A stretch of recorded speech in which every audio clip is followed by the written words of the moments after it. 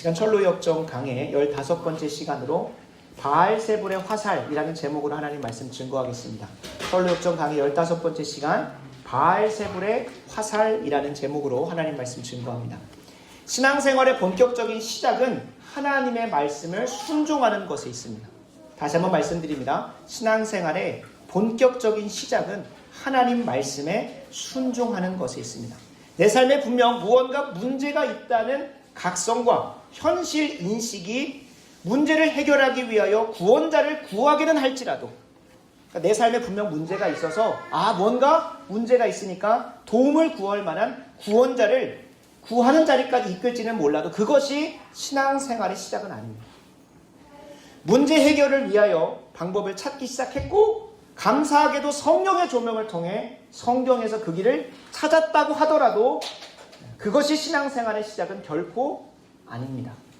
기도로 구했고, 말씀에서 찾았고, 그리고 하나님 말씀대로 순종하는 것만이 신앙생활의 본격적인 시작이라는 겁니다. 우리의 삶에 무언가 문제가 생겼어요. 그래서 그 문제를 해결하려고 여기저기 가보면서 구하는 인생을 살 수 있어요. 기도도 해보고 무언가 두드려보는 시간들을 가질 수 있어요. 근데 그것은 신앙생활 시작했다고 말할 수가 없는 거예요. 그리고 그렇게 찾는 중에 하나님 말씀을 들었고 말씀 가운데도 어떻게 살아야 될지에 대해서 분명히 알게 됐다 했을 때에도 그것이 신앙생활의 시작은 아닙니다. 그 말씀대로 뭐 하는 것? 구하고 찾았다면 뭐 해야 될까요? 저것이 맞다고 하면 두드리는 것과 같이 실천이 있어야 되고 구체적 행동이 그 삶 가운데 드러날 때 그것을 우리는 비로소 뭐라고 말합니까? 신앙생활을 시작했다라고 말하는 거예요. 그래서 우리 철로 역정의 과정 속에서도 크리스천이 말씀을 보고 내가 죄인임을 각성하고 이 장차 망할 도시로부터 떠나서 저 천성을 향해 가야겠다는 구원의 길을 시작했을 때도 우리는 뭐라고 하지 않았습니까? 구원이 시작됐다고 말 안 했어요. 그거는 일반 사람들에게도 드러날 수 있는 부분입니다. 그러나 본격적으로 신앙생활 시작하는 거가 어디냐? 좁은 문을 두드리는 것부터가 그가 크리스천의 참된 신앙생활이 시작되는 것이라는 거예요. 그러니까 구하고 찾고 두드리는 것이 신앙생활의 기본기라고 말씀을 드렸고 그것만이 좁은 문을 들어가게 하는 유일한 방법이라고 말씀을 드렸습니다. 그래서 이 구하고 찾고 두드리는 이 과정이, 이 하나의 순종이 우리는 기독교 신앙적으로 회심이라고 합니다. 이전의 과거의 삶을 내가 청산하고 새로운 삶의 기준을 가지고 하나님의 인도하심을 받아 살아가는 그 시작점, 그걸 회심이라고 그러고 그것이 반복되어지는 과정, 우리는 성화의 과정이라고 합니다. 이전의 삶을 뒤로 하고 새로운 삶의 여정을 시작하는 걸 회심이라고 하고 그 회심이 반복되어짐을 통하여 우리의 삶의 모든 영역이 내 뜻, 내 생각, 내 지혜가 아니라 하나님의 뜻, 하나님의 생각, 하나님의 인도하심에 따라 다 변화되어지는 그 과정의 역사를 우리는 성화라고 한다는 겁니다. 근데 이 사단 마귀는 그리스도인들의 이 신앙의 기본기를 무시하도록 상당히 회방합니다. 신앙의 기본기가 신앙의 전부라고 해도 과언이 아닌데 그렇기 때문에 사단 마귀는 영적 공격에 대한 전략을 짜고 우리들에게 다가오는데 가장 기본기인 이 신앙의 기본기, 구하고 찾고 두드리는 것, 그 중에서도 이 사단 마귀가 가장 핵심적으로 못하게 만드는 게 있다면 두드리는 거예요. 두드리는 거. 사단 마귀의 영적 공격에 대해서 아주 탁월한 통찰력을 가지고 쓴 책이 있으면 나중에 한번 꼭 읽어보시면 좋을 책인데 C.S. 루이스의 스크루테이프의 편지입니다. 이 스크루테이프의 편지를 보시면 사단 마귀가 상급 마귀가, 그러니까 조금 연차가 있는 마귀가 이제 신참 마귀한테 그리스도인들을 공격하고 회방하고 더 적극적으로 하나님을 대적하는 방법을 하나하나 전수해 주는 게 스크루테이프의 편지거든요. 근데 그 스크루테이프의 편지의 가장 핵심적인 전략으로 사단 마귀가 신참 마귀한테 가르쳐주는 한 대목이 있습니다. 제가 그 부분을 인용해서 한번 읽어보겠습니다. 가장 중요한 건 환자가 어떤 것도 행동으로 옮기지 못하게 막는 일이다. 이 새로운 회개에 대해 아무리 생각을 많이 한들 행동으로 옮기지 않는 한 전혀 문제될 게 없어. 그 하찮은 짐승이 자기 머릿속에서만 뒹굴게 하거나 글재주가 눈꽃만큼이라도 있거든 이 경험에 대해서 책을 쓰게 하고 글쓰기는 원수가 영혼에 심은 씨앗을 말려 죽이는데 종종 탁월한 효과를 낸다. 라고 상급 마귀가 이제 신참 마귀한테 가르쳐주는 내용을 소설 형식으로 써놨습니다. 그러니까 가장 핵심적인 게 뭐래요? 여러 가지 뭐 시험도, 고난도, 환난도 다 줘봤어요. 거기서 가장 중요한 것, 그걸 통해서 결국에 하지 못하게 만드는 것. 여기서 환자는 그리스도인들을 말하고요. 사단 마귀에게 원수는 하나님을 얘기한다는 걸 생각하시면 원수를 대적하는 가장 탁월한 방법은 환자인 그리스도인들을 공격하는 것이고, 그 그리스도인 환자를 공격하는 가장 최고의 전략은 아무리 말씀을 듣고 회개하고 깨닫더라도 뭐 하지 않게 하면 행동하지 않게 하고, 심지어 글쓰기에 대한 능력이 있어가지고 막 뭔가 글을 쓰고 자신의 묵상집을 써내려간 하는데 뭐 하지 않는 거예요? 삶으로 순종하지 않게 만들면 된다라는 거예요. 그러니까 묵상만 하라는 거죠. 머릿속에만 계속 가지고 있으라는 거예요. 그리고 뭐 하지 않는 것? 순종하지 않는 게 사단 마귀가 주는. 그러니까 성경에서 자신의 삶으로 경험한 것들을 잘 녹여내서 쓴 소설이기 때문에 목사님 그게 성경이니까 라고 말할 수 있지만 참 통찰력이 있습니다. 우리가 사단 마귀가 우리를 공격할 때에 다양한 것들로 공격할 수 있고, 기독교 2000년 역사 가운데 수많은 전략과 전술을 써서 오늘 이 말씀의 제목처럼 바알세불의 화살, 사단 마귀가 공격하는 그 공격의 모든 카테고리를 다 나눠드릴 수는 없어요.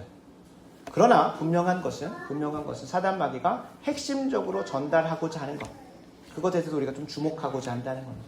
그래서 오늘 함께 본문과 함께 철로 역정을 살펴보면서 좁은 문에 들어가는 것과 좁은 길 걸어가는 것을 회방하는 사단 마귀의 공격을 좀 원론적으로 살펴보려고 합니다. 모든 케이스들을 다 가져오려고 하진 않고요. 원론적으로 살펴볼 거예요. 사단 마귀가 이 그리스도인이 좁은 문을 지나서 좁은 길을 걸어가는, 그리스도인의 여정을 걸어가는 데 있어서 방해하는 그들의 전략에 대해서 한번 살펴볼 겁니다. 사단 마귀가 그리스도인을 어떻게 방해하는지를 원론적으로 살펴보고, 좁은 길을 끝까지 살아가기 위해서 우리가 구체적으로 어떻게 해야 되는지에 대해서 구체적 지침도 한번 말씀 가운데 나눠보고자 합니다. 바라고 원하옵기는 오늘 말씀을 통해서 사단 마귀가 이렇게 우리를 공격해 오는구나. 제자훈련생들한테 면담할 때 항상 물어보는 질문이지만, 주님 뜻대로 살아가려다 보면 참 고난도 있고 어려움도 있고 쉽지 않은 시간들이 있어요. 특히 훈련이라는 걸 받다 보면 훈련이라는 것 자체가 가지고 있는 의미가 무엇입니까? 이전의 삶에서 좀 내려놓고 새로운 삶으로 가다 보니까 당연히 익숙하지 않아서 불편하고 어려움이 와요. 근데 그때 우리가 참 놓치는 부분이 있습니다. 뭘 놓치냐? 분명히 내가 하나님 뜻대로 살아가 보려고 하는데 주님이 도움을 안 준다 생각해요. 뭘 생각하지 않는 거죠? 사단 마귀가 공격한다는 것을 인지하지 못할 때가 많아요. 그러니까 사단 마귀의 존재를 망각해버리니까 누구에게 가서 원망하는 거예요? 하나님께 가서 원망하는 거예요. 하나님 왜 날 안 도와주시냐? 왜 날 안 도와주시냐? 이거 번지수가 잘못된 거죠. 누구에게 가서 대적해야 되는 거예요? 사단 마귀를 대적해야 되는 건데, 하나님의 도우심을 구하며 사단 마귀를 대적해야 되는데 도리어 사단 마귀의 괴계와 회방에 꼬여가지고 하나님을 대적하고 있으면 누구만 좋아하는 겁니까? 원수 마귀만 좋아하는 거예요. 그러니까 이게 대표적인 전략이죠. 하나님 뜻대로 살려고 하는데 하나님 안 도와주시는 것처럼 보이는 거예요. 그게 아니라 사단 마귀가 공격하는 것입니다. 이런 부분들을 우리가 좀 분별해야 됩니다. 그래서 사단 마귀는 우리가 좁은 문 들어가고 좁은 길을 걸어가는 그 모든 여정에 바알세불의 화살을 엄청 쏩니다. 이 전략을 우리가 인지하고 가시고, 이것만 해도 오늘 승리한 거예요. 이것만 해도 사단 마귀가 우리를 공격한다는 사실을 잊어버리지 않는 거예요. 그것만 해도 승리한 겁니다. 그래서 오늘 말씀 살펴보면서 사단 마귀의 공격을 분별하시고, 특별히 그가 오늘 말씀 가운데서 하는 전략을 참 삶으로 돌아보시고, 내가 사단 마귀에게 이렇게 승리하겠구나. 더 나아가서 그에게 승리한다는 것은 우리가 마땅히 가야 될 좁은 문 들어가는 것이고 좁은 길 끝까지 가면 되는 겁니다. 사단 마귀랑 가가지고 싸우겠다고 하는 그거는 어리석은 거고요. 도리어 그냥 우리가 마땅히 하나님 말씀 순종하다 보면 자연스럽게 죄도 승리하고 자연스럽게 사단 마귀가 우리를 주관치 못하는 것들을 경험하게 됩니다. 그래서 우리가 실제적으로 두 가지 사단 마귀의 전략을 분별하고, 그리고 우리가 마땅히 가야 할 좁은 문을 잘 가면 되는 겁니다. 오늘 그런 시작이 열리길 간절히 소원합니다. 오늘 본문으로 들어가겠습니다. 오늘 본문은 하나님이 좁은 길을 걸어가고자 하는 자들에게, 그리고 그 걷고 있는 자들에게 예비하신 복이 있습니다. 근데 그 복을 누리지 못하게 방해하는 사단 마귀의 공격을 경계해라, 인지해라, 망각하지 말라고 아주 엄포하고 계신 본문입니다. 우리가 지난주까지 살펴봤던 마태복음 7장 13절, 14절이 마태복음 5장에서 시작되어졌던 산상수훈의 결론이었다면 그 결론의 말미에 또 다른 결론이 있습니다. 뭘까요? 그 좁은 문과 좁은 길을 끝까지 걸어가서 저 천성에 도착하는 때에 누가 공격한다는 겁니까? 사단 마귀가 특별히 오늘 본문 15절에 나오는 것처럼 거짓 선지자들을 통해 공격한다는 거예요. 거짓 선지자들을 통해 공격한다는 거예요. 15절입니다. 거짓 선지자들을 삼가라. 양의 옷을 입고 너희에게 나아오나 속에는 노략질하는 일이라. 거짓 선지자는 그리스도인들이 천국을 향해 나아가는 좁은 길에 들어서지 못하도록 방해하는 사단 마귀의 앞잡이들입니다. 신앙생활을 본격적으로 시작하고자 하는 자들이 정말로 경계해야 될 것이 무엇이냐면 거짓 선지자들입니다. 거짓 선지자들. 선지자의 이름을 가졌을지라도 성경이 인도하는 좁은 문은 무엇인지, 그리고 좁은 길은 무엇인지 경험해보지 못했기 때문에 가르쳐주지 못하는 경우가 참 많습니다. 여러분, 목회자라고 해서 다 같은 목회자가 아닙니다. 그리고 교회라고 해서 다 같은 교회가 아닙니다. 실제로 주님께서 마지막 때가 가까울수록 마지막 때의 징조로서 마태복음 24장에 분명히 등장하는 것은 거짓 선지자들이 횡행한다는 거예요. 내 이름으로 가지고 와서 내가 예수 그리스도라고 말하는 이단들도 있지만 분명히 주님께서 말씀하신 것이 있다면 거짓 선지자들이 횡행한다는 거예요. 단순히 이단이 아니라 선지자 노릇을 하는데 거짓된 자들이 분명히 있다는 거예요. 마태복음 24장 3절과 11절을 제가 읽어드리면 예수께서 갈람산 위에 앉았을 때 제자들이 조용히 와서 이르되 우리에게 이르소서 어느 때에 그 말세의 일들이 일어나겠습니까? 라고 물어봅니다. 그 징조가 무엇이냐고 물어보니까 11절에 이르러서 주님께서 이렇게 얘기하십니다. 거짓 선지자가 많이 일어나 많은 사람을 미혹할 것이다 라고 약속을 하세요. 그러니까 분명히 거짓 선지자들이 거짓 선지자들이 어딨어, 다 같은 교회고 다 같은 목회자지 라고 하는 것 자체가 성경을 부정하는 겁니다.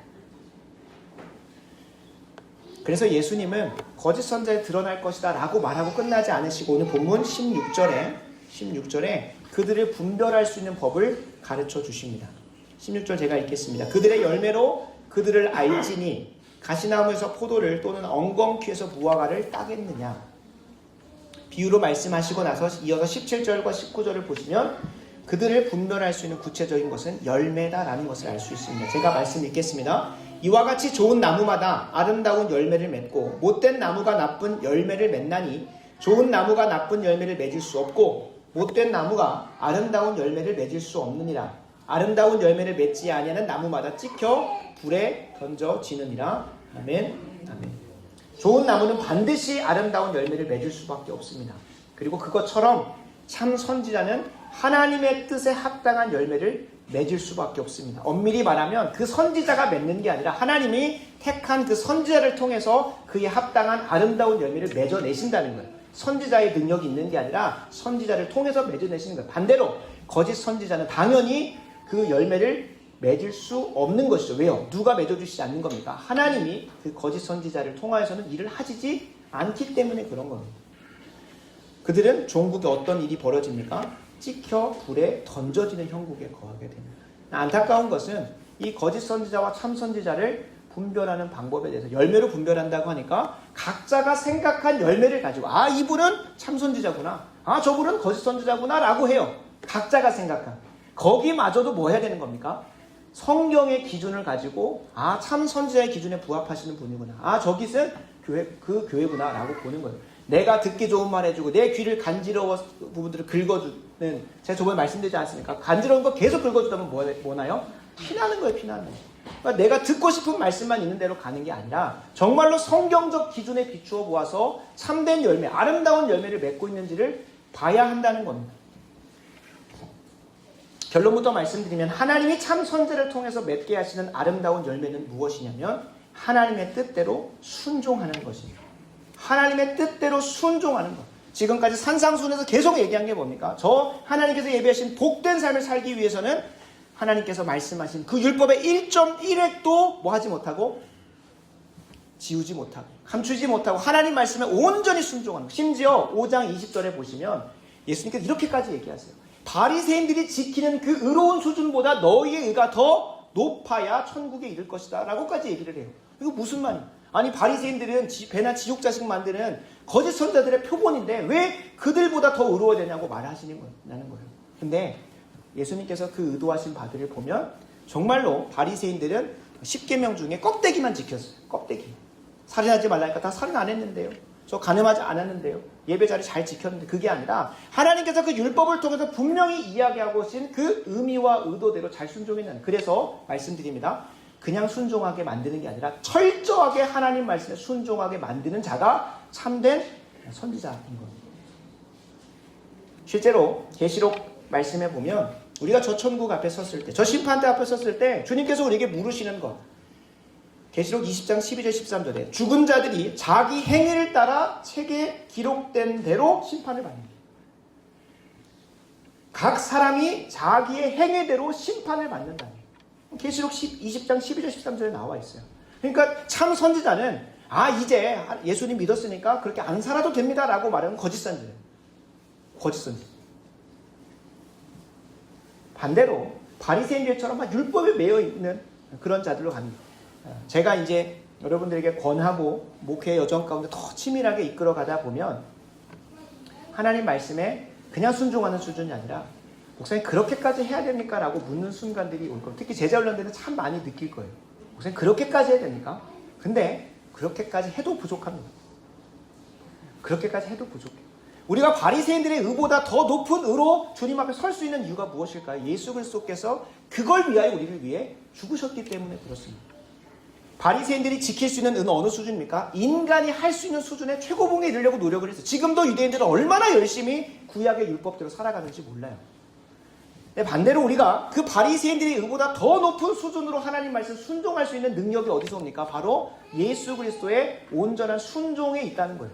주님께서 이 땅에 오셔서 30여 년간, 33년간 하나님 말씀에 온전히 순종했던 그 순종의 능력이 예수 그리스도와 연합함으로 나의 안에 의로 열매 맺기 때문에 우리가 바리새인들의 의보다 더한 순종을 할 수 있는 거예요. 주 예수 그리스도께서 우리 위해 십자가에 죽으신 것만 주목하다 보면 내 죄가 사했기 때문에 나는 이제 죄에 사했으니까 난 천국 갈 수 있어 라고 하면서 구원파랑 별반 다를 것 없는 신앙생활을 하게 돼 있어요. 근데 예수 그리스도께서 왜 이 땅에 오셨고 왜 이 땅에서 십자가를 지셔야만 했고 하나님 말씀에 단 하나도 빠짐없이 순종하셔야만 했는지를 성경대로 한번 고민해 보면 우리에게 어떤 열매를 맺게 하시려는 겁니까? 하나님의 뜻에 더 온전히 순종할 수 있는 그런 주님의 백성들을 만들어 가시기 위해서 죽으셨다는 것을 너무나 명확하게 확인할 수가 있는 거예요. 그러니까 나는 이제 예수님 믿었으니까 아무렇게나 살아도 돼라고 하는 말은 신앙이 시작된 것도 아니고 신앙을 시작했다고 말할 수도 없는 수준이에요. 그런 사람들이 세상에 가서 그리스도라고 말하고 다니니까 하나님의 이름이 그렇게 망령되이 짓밟히고 일컬음 받고 있는 것입니다. 우리가 분명히 기억해야 될 것은 하나님께서 참 선자를 통해서 우리에게 맺게 하시는 열매는 더 하나님 말씀에 순종할 수 있도록 이끌어 가신다는 거예요. 하나님 말씀에 더 순종할 수 있도록. 그러한 자가 어디에 가겠습니까? 이어지는 21절을 보면 나더러 주여 주여 하는 자마다 다 천국에 들어갈 것이요 다만 하늘에 계신 내 아버지 뭐 하는 자로? 뜻대로 행하는 자라야 들어가리라는 거예요. 그러니까 참 선지자는 하나님의 뜻대로 순종할 수 있도록 이끌어가는 거예요. 바리새인들이 순종한다고 했지 그들은 뭐만 지켰다고요? 껍데기만 지켰어요. 그래서 주님께서 뭐라 말씀하십니까? 이번 주에 읽었죠? 마태복음 23장에 등장하는 회칠한 무덤이라고 합니다. 겉모습은 아주 화려해요. 근데 그 안에 뭐가 없습니까? 생명이 없는 거예요. 그래서 뭐까지 말씀하죠? 독사의 새끼들아. 사실 너희가 너 혼자만 뭐만 하면 좋지만 지옥 가면 괜찮겠지만 왜 다른 이들마저도 배나 지옥 자식 만드느냐고 하나님께서 아주 질타를 하세요. 그러니까 이 바리새인들이 거짓 선지자 아주 표본이죠, 표본.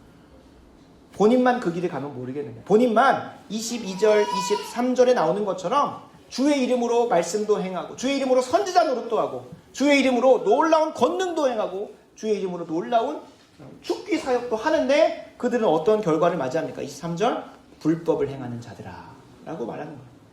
서천군문 앞에서 이 거짓 선지자들을 따랐던 22절에 나오는 거죠. 그날에 많은 사람이 넓은 길로 가고 넓은 문으로 들어갔고 바리새인들과 같이 거짓 선자들을 따라서 분별하지 않고 따라갔던 자들은 분명히 이 땅에 살면서 주의 이름을 가지고 예수님의 이름을 대세우면서 나는 그리스도이냐, 나는 어느 교회에 다녀라고 말하면서도 뭐 하는 겁니까? 선지자 노릇도 했어요. 내가 배웠던 거, 알았던 교리들 막 가르치고 했어요. 심지어 축기까지 했어요. 심지어 무엇까지 한다고 합니다. 사람이 흉내낼 수 없는 놀라운 기적과 권능까지 행했어요. 근데도 주님께서 그 앞에서 요구하시는 게 뭘까요? 네가 어떤 특별한 경험을 했냐? 어떤 환상을 보고 꿈을 꿨냐? 그게 중요한 게 아니라는 거예요. 뭡니까? 더 하나님 말씀에 철저히 순종하는 삶으로 살아왔냐? 내 아버지의 뜻대로 지키는 자만이 어디 들어가는 거예요? 천국에 들어갈 것이라고 얘기하는 거예요. 그러니까 참 선지자는 어디로 인도하는 겁니까? 하나님 말씀에 더 잘 순종하는 길로 이끄는 거예요. 더 잘 순종하는 거예요. 하나님 말씀에 계속 타협하게 만들고 하나님 말씀에 더 물타게 만들고 하나님 말씀 앞에서 더 합리화하고 어떻게든 그래서 멀어지게 만드는 게 아니라 하나님 뜻대로 더 순종하는 자를 이끄는 것이 참 선지자라고 하는 거예요. 실제로 주님께서 우리에게 이 율법을 더 잘 순종하게 만들기 위해서 허락하신 것이 있다면 하나님의 사랑입니다. 하나님의 사랑. 여러분 이 사실을 제가 얘기하게 되면 설교문이 막 길어져서 어떻게든 얘기 안 하려고 하는데 기도하면서는 이것들을 전하지 않으면 계속 율법적으로만 끝날 것 같아서 하나님께서 우리 안에 사랑의 마음을 부음바 주신다고는 로마서 5장 5절 말씀이 있습니다. 로마서 5장 5절에 우리에게 사랑의 마음이 부음바 되어주신다. 여러분 한번 생각을 해보면 지금 교육법상 현행 교육법상 헌법 31조는 이렇게 이야기하고 있습니다. 모든 국민은 능력에 따라서 균등하게 교육을 받을 권리를 가집니다. 교육을 받을 의무가 있고 권리가 있다는 거예요. 그리고 그 하부 조항으로서 연관된 법으로서 교육기본법이라는 게 있는데 그 교육기본법에 따르면 모든 국민은 의무 교육을 받을 권리가 있으며 의무 교육은 6년의 초등교육과 3년의 중등교육을 한다라고 나와요. 이 법이에요. 그러니까 제가 이제 자녀가 장성하고 나이가 되면 학교를 보내야 되는 거예요. 근데 이거를 나는 별로 이 법에 순종하고 싶지 않다라고 하면 뭐 감옥 가겠죠. 그럼 뭐 어떤 이제 재판을 받아야 되겠죠. 그러니까 이 법을 솔직히 말해서 대한민국의 어느 부모가 이 법 정도만 하는 사람이 있습니까? 한 명도 없어요. 사교육에 사사교육에 심지어 특별 과외에 별짓 다 해가면서 외국 유학시키지 뭐 해가지고 이 기본 법에는 초등교육 6년과 중등교육 3년만 시키라고 하는데 고등교육도 시키죠. 거기에다가 특별 과외 시키죠. 수많은 뭐 유학이 뭐 다 해가지고 어떻게든 뭐 하려고 합니까? 교육의 수준을 높이려고 하는 거예요. 왜 그럴까요? 자녀를 사랑하기 때문에 그래요. 자녀를 사랑하기 때문에. 이 법이 내가 이 헌법 31조를 내가 어떻게든 안 지키고 싶은다는 부모는 아무도 없어요. 교육기본법을 안 지키고자 하는 사람은 아무도 없다니까요. 도리어 이 교육기본법이 제시하는 것에 더한 것들을 더하려고 더 잘 이거를 법을 순종하려고 하는 게 아니라 이 법은 더 이상 그 부모를 옥죄이는 뭐가 안 됩니까? 사슬이 안 돼요. 이거 안 지키고 싶은데 안 하는 게 아니라 사랑하기 때문에 그것보다 더한 것도 해주고 싶어가지고 어떻게든 자신은 못 먹고 그러니까 한국에 있는 그 부모님들의 사랑이 얼마나 큽니까? 기러기 아빠, 기러기 엄마라고 하는 게 다른 나라는 없어요. 우리나라만 유독 있는 거잖아요. 어떻게든 나는 못 먹고 못 쓰더라도 자녀에게 주려고 하는. 물론 요즘에는 그게 너무 과해서 자기 실현을 하기 위해서 자녀들을 좀 괴롭히는 모습도 종종 보이긴 합니다. 자녀를 과연 사랑해서 그렇게 하는 것인지 좀 의문이 드는 모습들이 좀 보여요. 그러나 분명한 것은 자녀를 사랑하기 때문에 이 헌법 31조와 교육기본법이 있는지도 모르고 살아가게 돼요.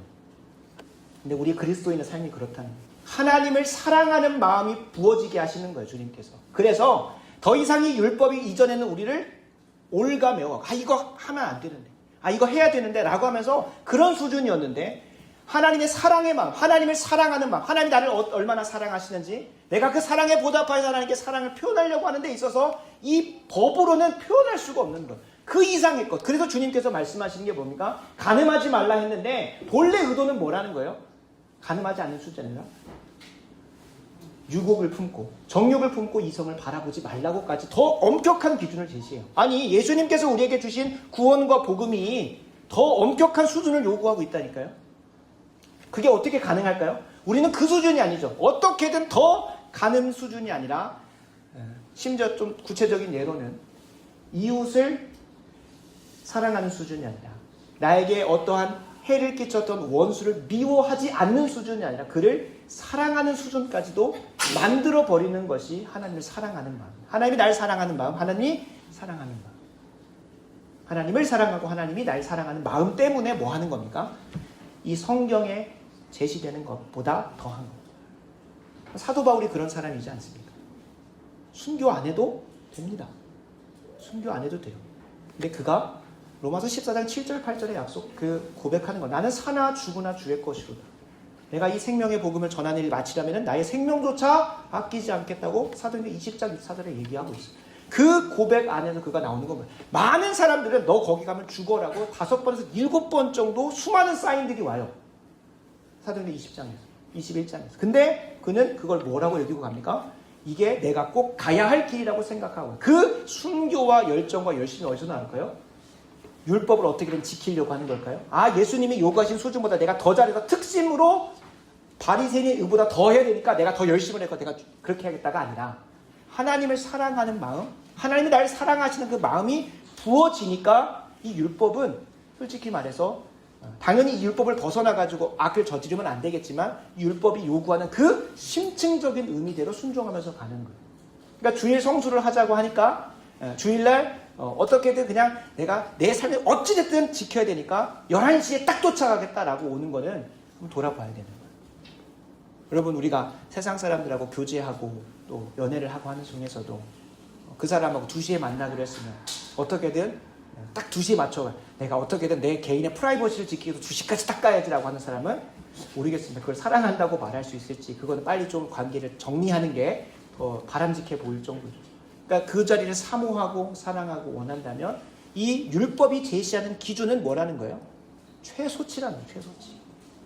이것만큼은 뭐 하라는 거예요? 넘어가지 말라는 거예요. 그걸 넘어간 순간 우리는 죄를 범하는 것이고, 그 이상의 더 의가, 바리새인의 의보다 더한 의가 나올 수 있어요. 어떻게? 예수 그리스도의 십자가의 사랑으로 온전히 사로잡힌 자에게는 예수님께서 얘기하신 것보다 더한 것들로 가게 돼요. 그러니까 사도 바울이 자신의 생명조차 아끼지 않고 그 인생을 내어 바칠 수 있게 되는 거예요.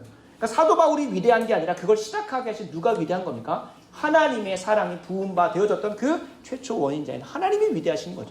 그러니까 사도 바울이 막 그렇게 우리가 뭐 할 게 없어요? 막 동경할 건 없어요. 동일한 은혜가 우리에게도 부어지기를 바라는 하나의 모델을 삼을 수는 있겠죠. 그래서 우리가 오늘 말씀을 기억하면서 참 선지자는 하나님의 말씀대로 더 철저하게 순종하게 만드는 자라는 걸 기억하셨으면 좋겠습니다. 이게 핵심이에요. 이게 핵심. 거짓 선지자들은 아이 괜찮아, 그 정도 안 해도 돼. 그래서 제가 이 말씀을 준비하면서 오늘 예배에 대해서도 참 여러 가지 많은 생각들이 들어서 참 마음 가운데 진정하느라고, 그리고 회개하고 기도하느라고 좀 그런 시간들이 있었습니다만, 이 예배에 대해서도 결코 타협할 수가 없는 거예요. 결코 타협할 수가 없는 거예요.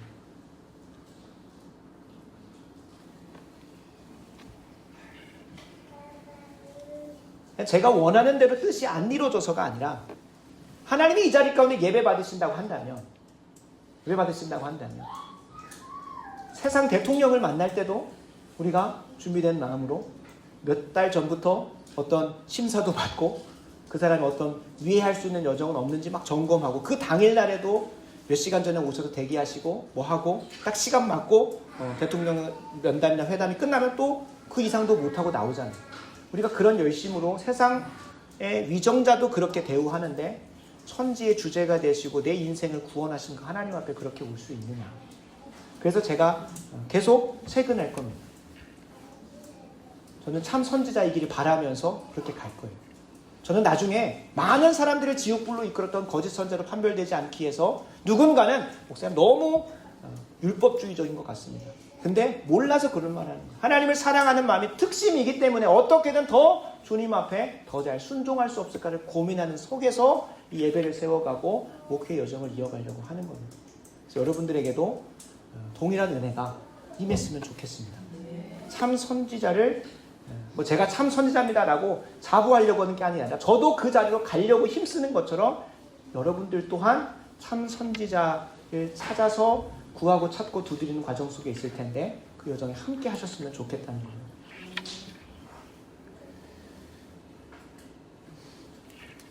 말씀을 마무리하면서 참 선지자를 쫓아 좁은 길을 끝까지 걸어가시기 바랍니다. 참 선지자를 쫓아서 좁은 길을 끝까지 걸어가시기 바랍니다. 우리가 주보에 게시된 철로역정의 이야기를 보면 좁은 문 안에 있었던 선의, 우리가 예수님이라고 말씀을 드렸죠. 그 예수님이 크리스천을 좁은 문 안에 확 들여놓으면서 왜 확 들여놓았습니까? 바로 얘기하죠. 바알세불의 화살이 이 좁은 문으로 들어오는 여정 속에 그를 장애인으로 만들거나 혹은 죽여버리기 때문에, 그러니까 좁은 문에 이르지 못하도록 하기 때문에.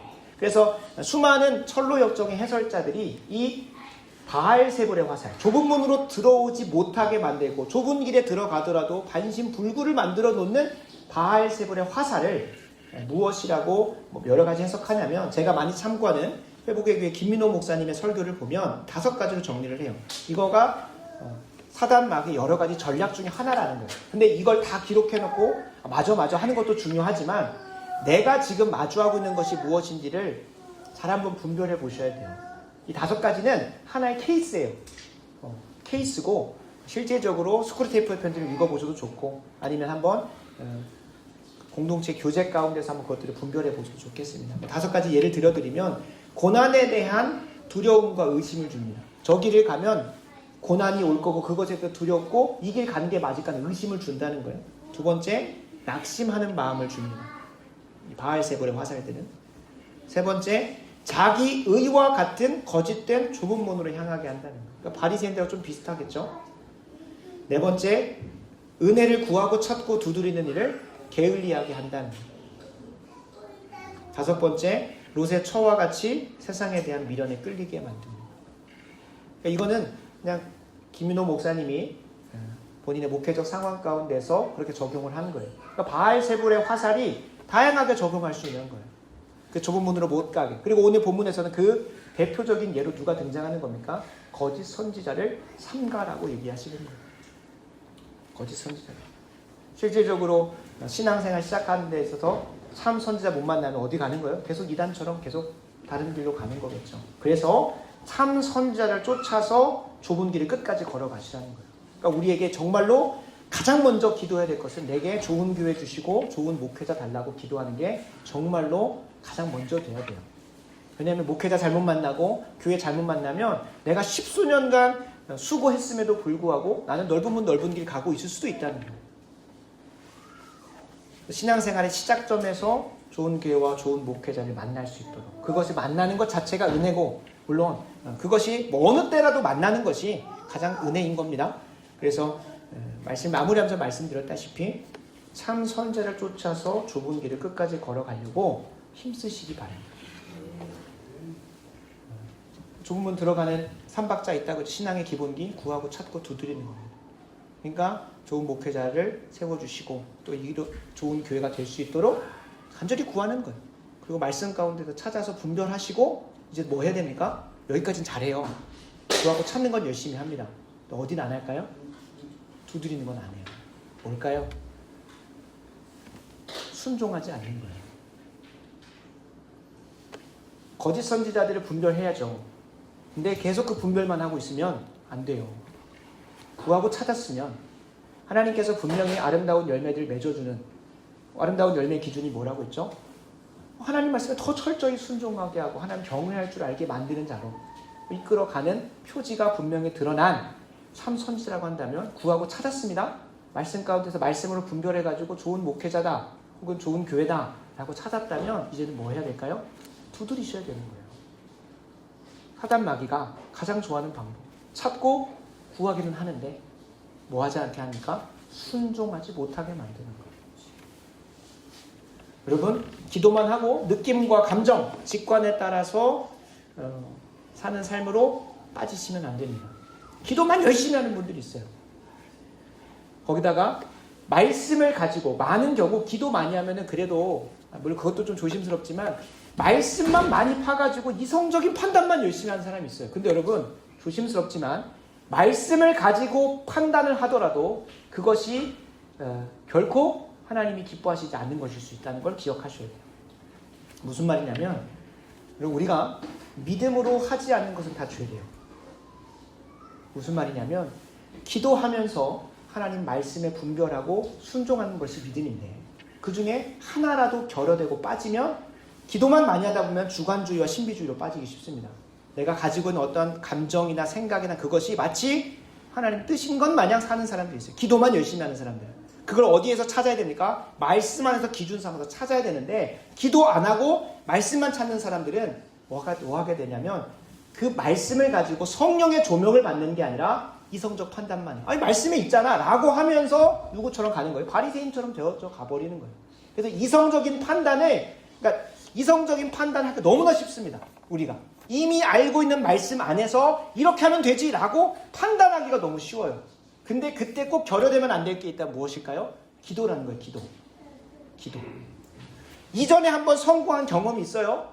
그래서 똑같이 그냥 그대로 반복하는 건 믿음으로 한 것이 아니라요. 하나님께 그것을 의지하고 한 것이 믿음으로 한 것이 아니라 내 이성적 판단으로 한 겁니다. 똑같은 상황에서 똑같은 문제를 마주하더라도 뭐 해야 되는 걸까요? 똑같이 구하고 찾고 두드리셔야 됩니다. 이 세 개 중에 하나라도 결여되면 내가 성경을 가지고 기준 삼아서 행동했다고 하더라도 그것은 믿음으로 한 것이 아닐 때가 꽤 많습니다. 그래서 우리가 구하고 찾고 두드리는 이 앞에 두 개도 우리가 조심해야겠지만 특별히 오늘 말씀의 마지막 적용으로는 두드리는 것에 여러분 소홀히 하시면 안 돼요. 두드리는 것을 구하고 찾았는데 순종하지 않는 자리로 가는 것은 여러분 정말로 어리석어요.